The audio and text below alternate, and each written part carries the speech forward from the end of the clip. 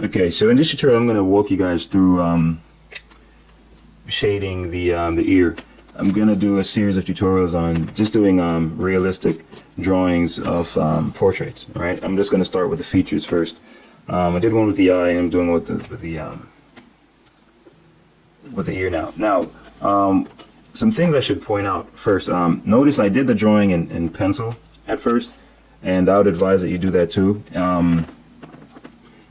Especially for serious drawings, unless you're just, practicing.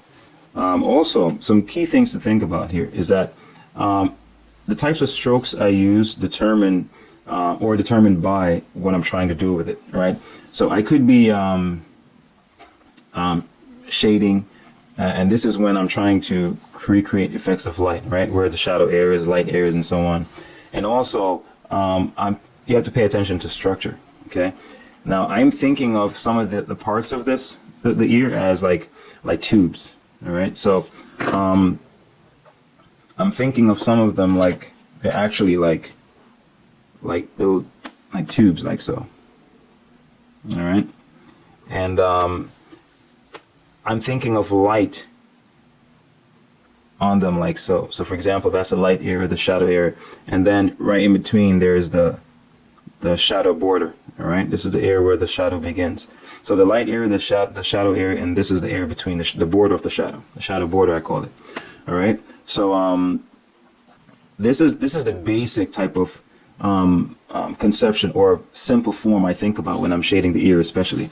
Also, I think of sometimes think of it as a block form, say like something like this. All right. So that's why I was saying how important it is to master basic forms, because believe me, everything that you draw, it makes it a lot easier when you think of the basic forms as you do them. So for example, like that, this is like a basic form. See what I mean?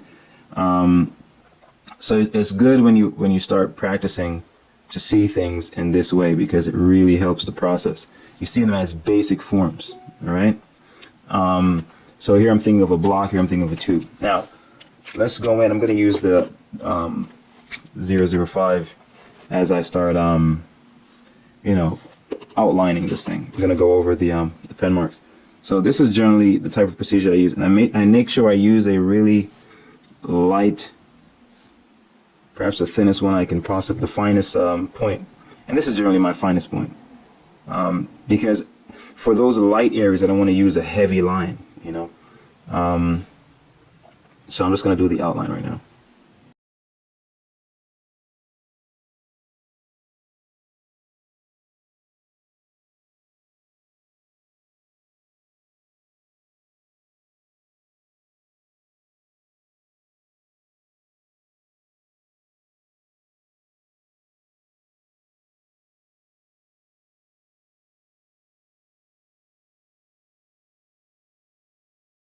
Something I should mention is, again, also, now I see there are three main things I generally focus on in my drawings, and that's one, that's proportion.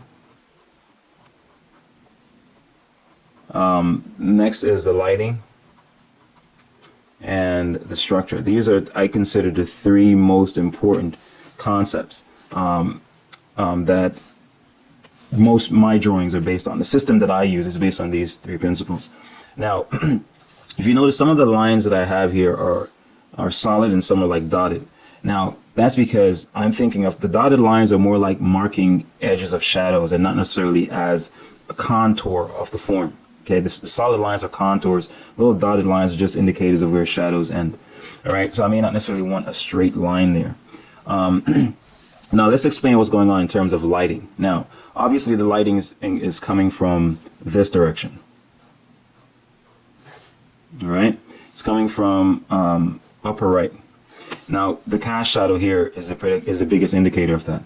So as a result of that, all forms are going to drop or cast a shadow to the lower right. So obviously in here is going to be in shadow, because we know, this is where the ear canal is. So here's going to be in shadow. And if you notice, see, I'm thinking of this, using this simplification or visualization. I'm thinking of the ear as a block here. So this edge or this side that's facing away from the light source is going to be in shadow. All right. So right now I'm just separating the areas of light from the areas of shadow. All right. Same thing with all the sides of the form. So notice this is creating a sense of consistency. And as I said, you don't focus on the detail so much at this point. You just focus on establishing the volume of the form by separating the areas of light from areas of shadow. All right. Same thing with this side of the ears. Think of it as a tube. If you have a tube, it's gonna be something like this. All right. All of this is going to be in shadow if the light is on this side. All right. So that's how you got to think about it. So all of here is going to be in shadow. So that's what I'm going to do right now.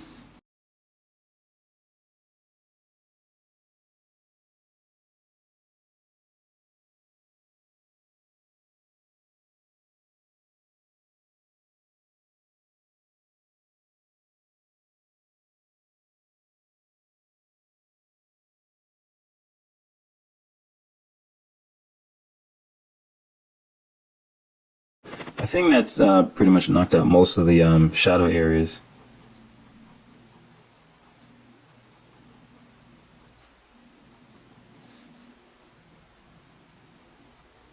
All right.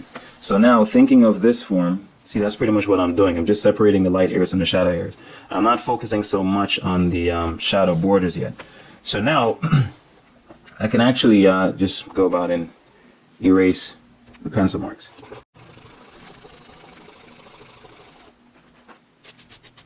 Okay, now that it's erased, and what I'll do next, see, you can feel the mass of the volume of the ear. Okay, the light areas from the shadow areas are separated.